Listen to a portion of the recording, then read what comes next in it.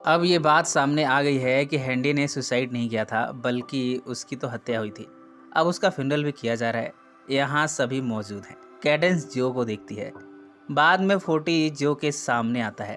Forty जो से कहता है कि एक बार पता चल जाए कि वो शख्स कौन है जिसने मेरे दोस्त को मारा है, मैं उसका सर कलम कर दूंगा। यहाँ कैडेंस मौके का फायदा उठाते हुए कहती है कि फोर्टी, तुम चुप हो जाओ। मेरे एक्स ने भी मुझे मारने की कोशिश की थी, पर मैं बच गई। मैं स्ट्रांग बनी। लव भी फोर्टी को कंसोल करती है। इन सब के बाद सभी फोटो खिंचवाने लगे। अब ये एक सेलिब्रिटी की मौत का फ्यूनरल है। फ्यूनरल में फोटोज तो खींचेंगे ही, कोई आम आदमी का फ्यूनरल थोड़े ही है। पर इन सब में जो की सिट्टी पिट्टी गुम है। उसे समझ नहीं आ रहा कि अगर ये बात सामने आ गई कि उसने हैंडी को मारा है तब क्या होगा। तभी वो देखता है कि यहाँ पुलिस वाले भी आए हैं। वो ऑफिसर भी है जिसने उस रात जो को देखा था। जो ने अपना हेडफोन उसे दिया था, और तो और डेलिया भी आई है। इस कहानी में लव का भी एंगल है। इस फ्यूनरल से वो खुशी खुशी घर गई, पर जैसे वो एक लॉकर के पास पहुंचती है उसे याद आया अपना प्यार, मिस्टर कैनेडी। मिस्टर कैनेडी गूंगा था, पर दोनों में बड़ा प्यार था। ये इस कहानी में एक रहस्य है कि आखिर हुआ क्या था। फिलहाल तो लव उसे याद करके रो रही है। इधर जो को एक और काम अंजाम देना है, और वो है कैडेंस। वो कैडेंस को स्टॉक करता है। कैडेंस तो चली गई, पर यहाँ एक कॉप है जो कि एमी को स्टॉक कर रहा है। अब ये पहेली तो जो के समझ से बाहर है। इधर स्टोर में फोर्टी जो के पास आता है कि कुछ डॉक्यूमेंट्स पर साइन करने हैं। इसमें एमी का नाम है। बातों बातों में जो फोर्टी से एमी का एड्रेस पूछ लेता है। फोर्टी ने एड्रेस बता दिया। जो ने इस एड्रेस को ऑनलाइन सर्च भी किया, और अब जो पहुंचा है इस घर के बाहर। यहाँ वो उस कॉप को देखता है जिसे उसने कल देखा था।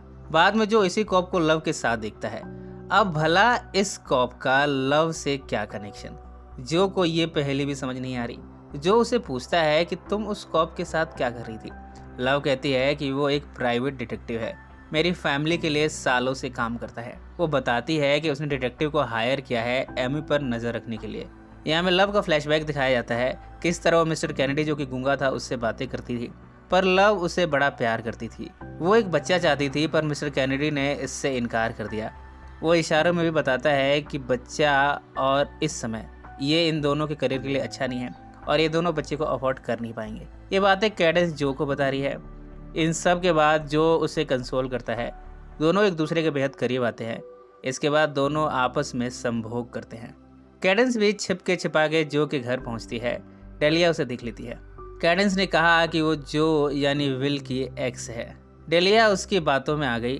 उसने कैडेंस को ताला खोलकर एंट्री करने दी, पर जैसे ही कैडेंस यहाँ से जाती है उसे फॉलो कर रहा है डिटेक्टिव यानी एलेक। एलेक एक एक पल की खबर लव तक पहुंचाता जा रहा है। इस कहानी में सब एक दूसरे के बाप हैं, पर कौन क्या गेम खेल रहा है ये समझ से बाहर है।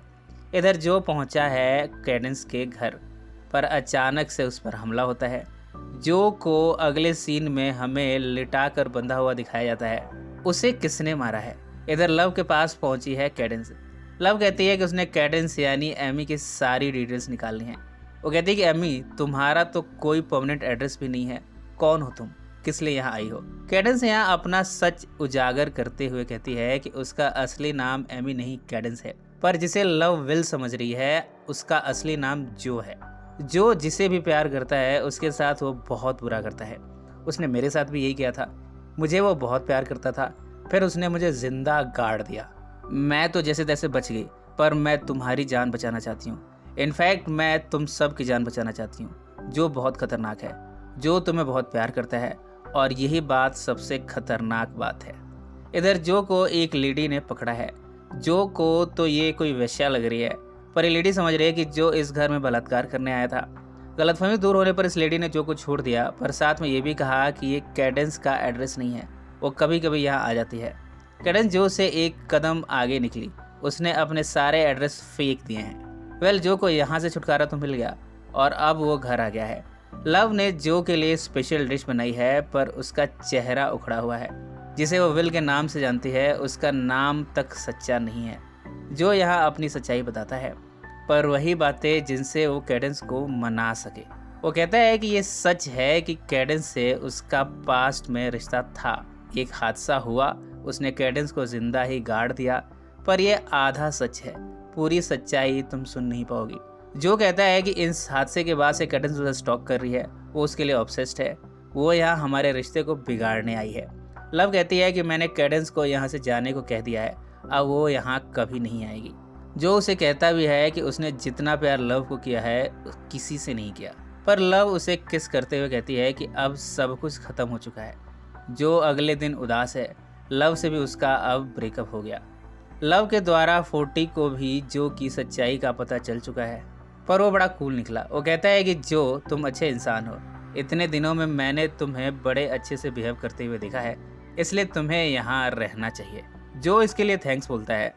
जो डेलिया से मिलने आता है, डेलिया काफ़ी अपसेट है। इन सब में वो जो को किस कर बैठती है, जो भी खुद को रोक नहीं पाया। इसके बाद दोनों आपस में संभोग करते हैं। इस संभोग के बाद दोनों ने नॉर्मल रिएक्ट किया, पर क्या ये जो की नई चाल थी? अब वो क्या करने वाला है? क्या वो डेलिया का इस्तेमाल करने वाला है? उसके चेहरे के भाव तो कुछ ऐसे हैं कि वो कोई नई प्लानिंग के साथ कहानी में वापसी करने वाला है। इसी सस्पेंस पर यह हिस्सा यहीं समाप्त हो जाता है। इस कहानी में आगे क्या होने वाला है ये हमें आगे के पार्ट्स में पता चलेगा। सो फ्रेंड्स, फिर मिलेंगे ज़िंदगी के किसी नए मोड़ पर।